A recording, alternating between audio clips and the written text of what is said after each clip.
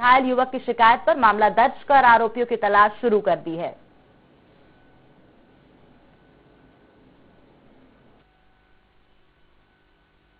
मैं और मेरे दो दोस्त घर के बाहर खड़े थे और हम लोग बातें कर रहे थे।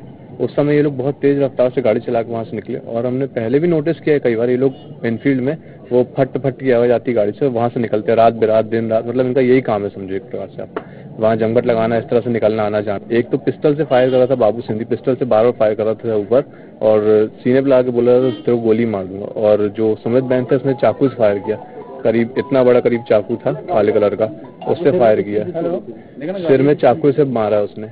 आवेदक थाना उपस्थित आया अभी और उसके द्वारा बताया गया कि मैं शाम को करीब 7-7:15 बजे घर के बाहर टहल रहा था।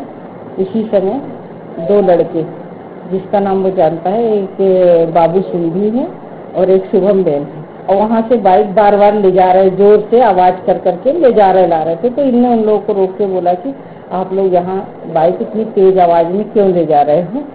तो वहाँ उस समय गाली गलौज किए और चले गए। उसके बाद फिर एक लड़के को लेके आए।